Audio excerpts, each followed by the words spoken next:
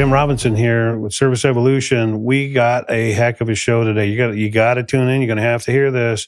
This is crazy. We're talking about transitioning from the corporate world into the coaching world. Yes, you heard that. I know you're tuning in for this reason, because when you're going to transition from that corporate space, that's kind of iffy. You don't know what to do. We got a powerhouse today. We got Lori Prust joining us. She has a group called SOAR. And it's a coaching group. She's going to help you. She's going to coach you to get you through the corporate side to get you into coaching. This is a powerful session. You're going to want to tune into this. Lori Prust, SOAR. Here we go. We got a lot of questions today. Let's go.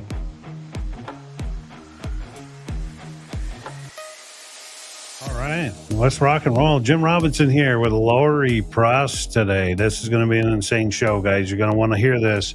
So, Lori, I got some scripted questions that I'm just going to kind of wing so we can get our listeners to tune in to what you have to offer today. This is going to be insane. I'm looking forward to this. One, I've known you for many, many years. This is like an unfair advantage almost, so they get to cheat like this. Because normally the guests on the show, I just meet them and then we go to work here. So know you, and you're a niece once removed, maybe. I don't even know how the hell to classify that. It's I guess I'd have to look that up and figure this stuff out. But so let's talk about coaching. You started this coaching journey, and you have this group called SOAR. So transitioning, you're the corporate person, transitioning out of that corporate environment to the coaching environment after 30 plus years of being in that corporate world.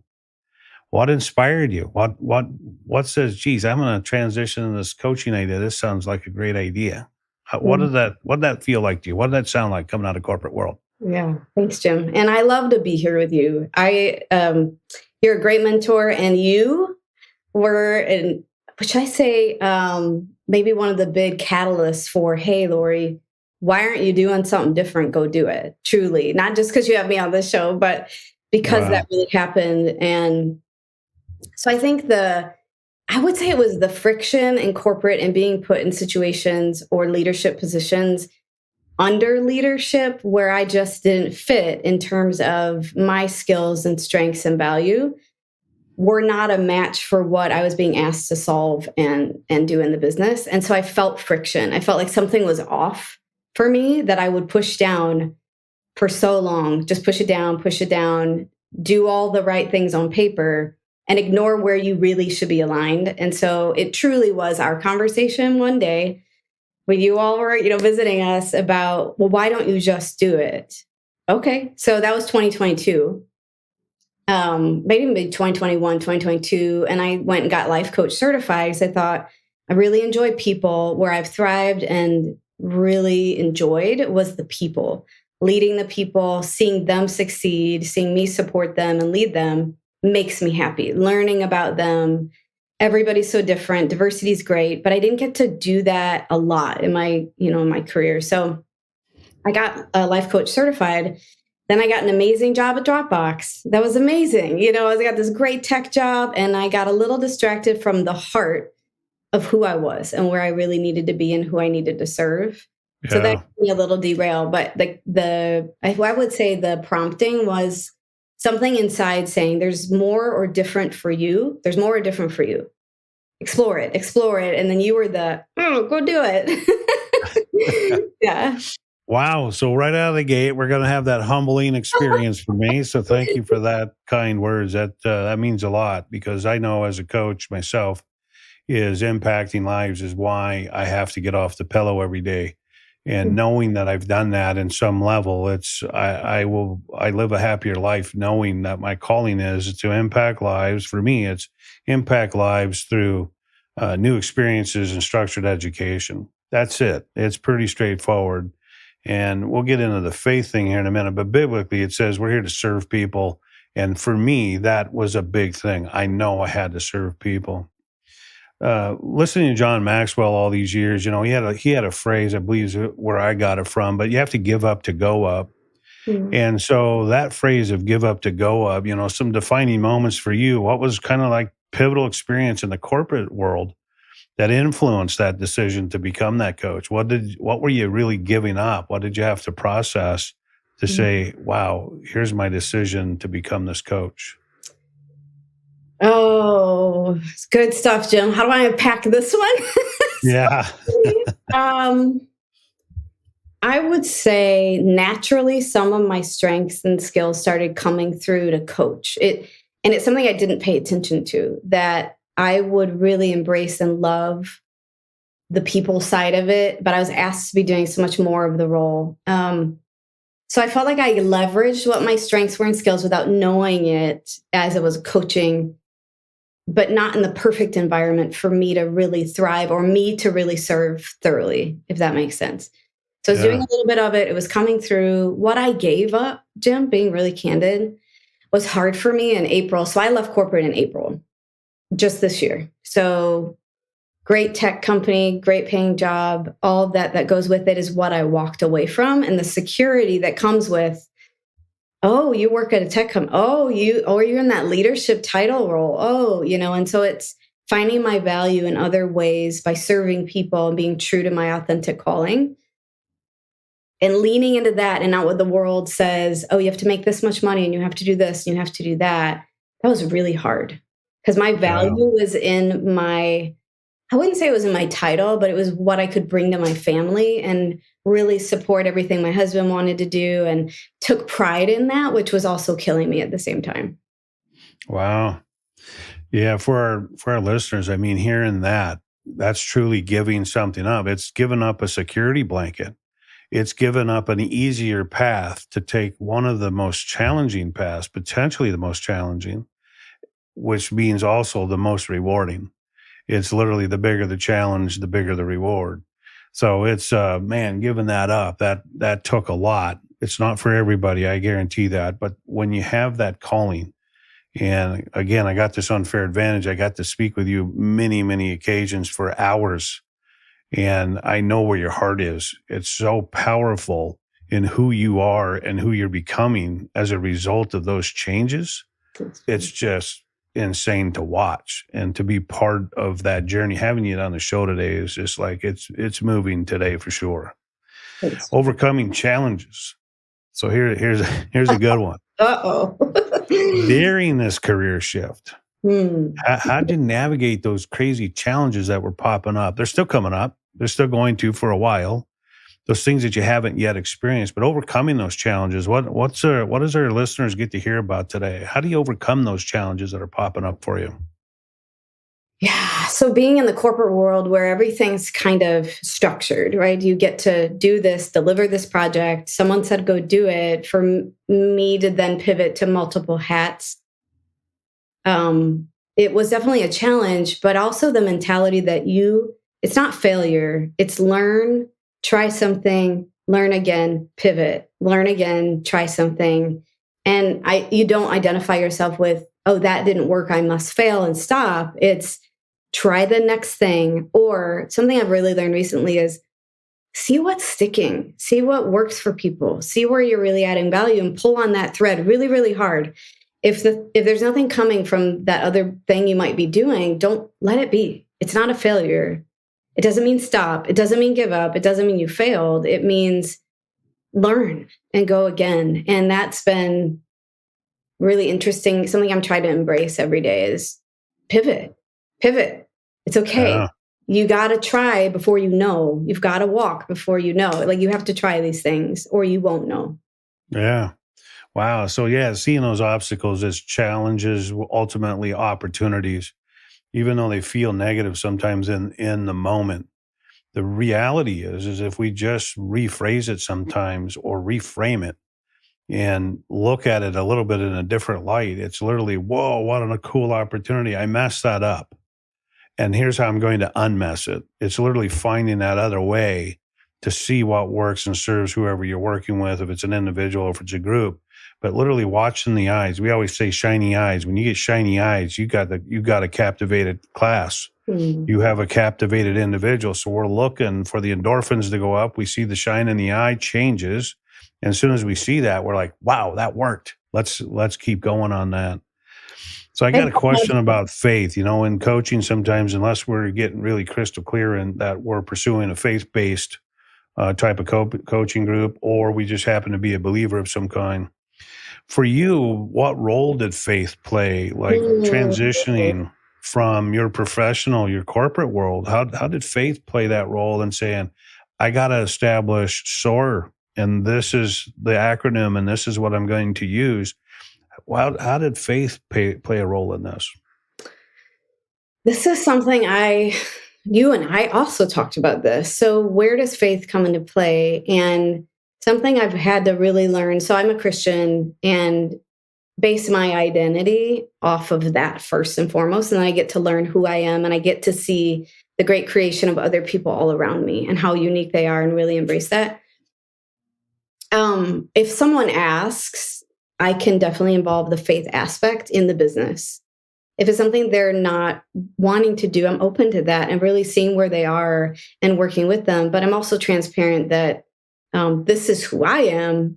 And if that will help you in your journey, I will share some of those principles and things that I have in my life. But Jim, I think you and I talked about it where do something really, really well so you can give back. Yeah. And my heart is giving back. It really, really is. And I'm navigating that. Run a business, do something well to serve that is a need in the world so you can make some money so that you give back. Yeah. So, I think Christ walks with me in everything that I do. However, I'm also running a business and need to identify where the needs are and won't compromise my faith, but it also respecting a person and kind of where they're at is important to me. Yeah. That's some powerful stuff because the philanthropic side is really given to us by our creator. It's literally we have to serve other people. And how do you do that? You can do it monetarily. You can do it investment of time. There's so many different things in true giftedness or genius. And being able to give those things back, sometimes freely, and then also to meet our own needs. We have to pay the bills. We have to keep the lights on so we can continue to offer our offerings, whatever that is. And so having faith play a role in that. I don't pull faith out of my coaching careers as I'm confident you walk in that light every day. It's literally, how can I be better? So I can accumulate more knowledge, more opportunity, more things of giftedness to share. And financially, how can I contribute to those less fortunate? And so that journey has really been my journey as well. And so, wow, that's a powerful thing is don't walk away from faith. For those listeners that we have, is use it to serve. Count on your beliefs and follow those beliefs because it's super powerful in what you'll deliver to your client, ultimately your receiver of whoever you're gifting, whatever it is, whether it's compensated or otherwise. The true giftedness has to be given freely. Okay, here's a good one now. This one is, we're going to shift for a second here. So mother and daughter. So I know Anna, your daughter Anna is involved in SOAR, and now she's living even a little bit closer. She's about to bless you with a little one, which is just crazy that everybody but me is getting so old in our generation. This is so funny. And she's about to bless you with this first little grandchild. And wow, what a gift. But even more so, what a gift. She's walking this journey with you with SOAR and the creation of SOAR, the support of SOAR. So what motivated you? What motivated you to say, geez, this is going to be a great collaboration with Anna? And how did that come about? What does that look like? Yeah. I almost got tears going, Jim, when you talk about that, because it's so precious to me. While I was still in corporate, this dream of, coaching and doing something different was coming up, and I knew I needed a website and creative. And I also knew my daughter. So part of my, one of the tools I use is the Enneagram, really understanding personalities and her personality and mine. And we know each other so well. That helped in such a way to say, I have a need. I'm working full time. So could I compensate you to help me build a website and do all the operating things that we needed to do to get going? I know her skill. She's she's an achiever, which is a 3. And so she's going to get it done. And she's so quick and she just gets it. Everything clicks really well. And I know her creative side is stronger than mine will ever be. And I don't want to pretend to be that. So I knew she was newly married, needed a little bit of money. I wanted to get us something off the ground while I'm still working full time and doing this side thing after hours and on the weekends. So I started to employ her to work with me, and it's been going ever since. We're on a year and a half, and I love working with her. I love working with her because we're a lot alike. So I'm a helper, which is a 2 with a strong wing 3. So she and I can talk the same language because I am very much in my achieving realm a lot. I need to get it done. I'm going to go get it. I'm going to, and get it done. And I also know her weaknesses and she knows mine. So I don't move swiftly and I don't make fast decisions. She makes them too fast sometimes and cuts some corners. I love people. She wants to be in the background. And so when you start to align people with their skills and their strengths, that's where all the magic happens. And that's part of what SOAR is about. It's all that SOAR is about. It's like, who are you? And let's align you in the world to help people solve problems. So I'm working with her, which is such a blessing. And she's helping get this off the ground and that we can serve people in her way. So she's like, I'm not sure I want to be a coach, but I really love the creative side, creating your materials, bringing to life what I share with her. She's like, got it. I'm working on that ad now, or I'll figure out that marketing, or and I don't want to do that. That's the beauty. Those aren't my strengths.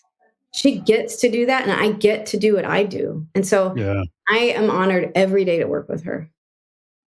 Wow, that's cool. Of course, I know Anna just being related, but Anna is a super special kid to me for various reasons, but she is powerful. She's highly decisive. I like her in a way that is, she doesn't have to be the center all the time, that she can make herself the center or she can make herself kind of disappear in the space, if you will. And there's some power to that because it's genuinely authentic with her, that it becomes very natural. So she's a powerful, I say kid. She's not even a kid anymore, right? She's aging like the rest of all you people. Everybody else. Yeah, like everybody else. And it's just crazy for me to watch that. But yeah, what a powerful experience right there. Lessons from the corporate world. Let's get back into that just for a second. Corporate experiences that probably shaped where you're at today. 30 years in the corporate world. There's some takeaways over the years that you're having to use today because we run businesses. We have to know certain structures and things. Give me some of that impact. What are some of those corporate lessons, life lessons really from corporate world that really brings it to the coaching world? What is that? Yeah, that's another good question. So I would say part of the I don't fit, it doesn't fit, I'm not seen was in corporate. And so there's leadership. And I think probably all of us could say, I've had a leader that didn't see me, didn't listen, didn't care. They were when you think of a good leader, they were not that, whatever that might be for somebody. And that really was hard for me. And it started to happen a bit more as I became more aware of myself, how I wasn't seen and I wasn't able to make the impact and how I wanted different. So that started to shape me in the way of what am I good at? I have certain gifts. I have certain strengths. And that's what we are about, is helping everybody find your gifts, your strengths, your personality, motivations, and then soar truly in your life, wherever you need to be. So I would say from corporate, it was poor leadership, Jim. I'm sorry to say that. I've had amazing leaders and really tough leaders. And the ones that were tough were not able to see people individually as unique. And I think that can really harm businesses and it can harm an individual. And so I had a couple of really hard experiences and those pushed me. They were also like the catalyst to, this is not fitting right. Something's off. So I went into Strength Finders, for example, there. And then I saw the value of that with some of my strengths and how I knew I could solve certain business problems if leadership would listen to those gifts. Let's pair those gifts with the problem. And I think if we do that, our businesses soar. I really do that. I do believe that. So I would say that on the hard side, what I've learned about myself is I love to arrange and organize. And I love to bring culture together. And I have shaped teams over and over. I'm doing it now at a company I'm helping to consult with, is you take people from all different cultures and things, maybe in an organization, and you bring them together and help them operate as a new unit. And I did that. I got to do that over and over as I led teams. And I realized I love it. I love it. And I love to see what happens when people get together and they create this self organizing unit. And so I was able to see, oh my gosh, I love this, and this from corporate, bring Wow. that over now into my own business. Yeah, it's kind of crazy that we talk about in our corporations as what you learn in the office is what you take home and then grow it. It's literally when you're at home having pizza on Friday night, there's not a lot of growth going on. There's connection. There's an opportunity to grow, but it usually is in the office, in our career, in our space where we're either teaching or being taught. And trying to figure that out is kind of the juice because when we talk about it in our corporations, we're like, power up, man. Go learn as much as you can. And I've had established structured education programs since the inception for me. And I just celebrated 39 years in business. Wow. It was literally our very second year that I started creating a program to finance or pay for education because we knew it would happen in the workplace far faster than it happens at home. And so being able to take those corporate components, for me, it's connecting with the people that work with us. Part of my team is being able to connect to them, and no two are alike. And I make it my personal mission Mm. to figure out how to best serve them with their needs. And so that's probably an anomaly for most corporations. I have to be careful in that. I'm in California for the big portion of my company, so I got to tread lightly sometimes. But I literally make sure that's a focus. So corporate has that massive structure for us, and it gives us an opportunity to go and pursue a higher calling. And so for our listeners today, we want to make sure that if you're being called to do this higher calling, to serve at a different level, take those key takeaways and use them. Call SOAR. Get on their website, talk to SOAR because they're going to help put the team together. They're going to help you grow as a coach. They're going to help you get to your other level, but spend time, get a hold of somebody. If you want to be on a good team, you got to have a good coach. Right. Yeah. And advice for the aspiring coaches. That was my advice, guys, gals, everybody listening. You got to get somebody. If you want to have a good team, you got to have a coach. We can't get to tomorrow if we can't win today. We've literally got to keep winning. And so getting a great coach, Lori Prust is the one you're going to want to call. You're going to look at her website, get on her website. Lori, we're going to give you that segue right now. Let's tell these people how to reach you. How do they do that? Yeah. So thanks, Jim. That's awesome. I appreciate that so much from you. And I love that you see your leaders, each of the people that work with you at your business individually. It means the world to me because how much I appreciate that being on the other end of that not happening. And so thank you. And then for me, you can get a hold of Anna and I at youaresoaring.com. You can send me an email. You can get us there. We have contact information. We're on social media. You can get all of that on our website. And yeah, we would love to meet you, talk to you, get to know what's on your heart, your mind, where you want to go, and then how we can help enable and shape whatever culture and life that you want. Awesome. One little power bomb here, one little value bomb for our listeners. What's one little key that they can use to inspire them to make this transition into this coaching world? What is that one thing that you can tell them today? I would say, and hopefully this is the power bomb, really, but for me, I pay attention. Pay attention to what your instincts are telling you, how you're feeling. Take a minute to be very self-aware and to be introspective and retrospective. What's working? What's not? What would good look like? Don't ignore it. I pushed it down way too long. And then really explore those things. Again, failure, like we talked about in the beginning, it's not failure. Tap into it. Try it. See if you like it. Is there a thread there that you want to pull on? Yeah. And if there's not, it's okay. Keep learning about yourself. Don't ignore the best parts of you that want to shine through. Don't ignore it. I did it for a long time. Yeah, wow, that's a powerful message to our listeners today. That's it. And if you need to feel the calling to serve people at a new level and this calling to coach, and maybe it won't be a solo flight. Maybe it'll be a journey with a group of coaches, but set out on the journey. If you're here to serve other people, take what you've learned in totality and use it to serve for the greater good, impact lives, change lives, help people win their games. That's coaching. Let's go to work. Lori Prust, great having you on the show today. It's an honor to be with you. I appreciate you. I look up to you. So thank you. Thank you very much for that.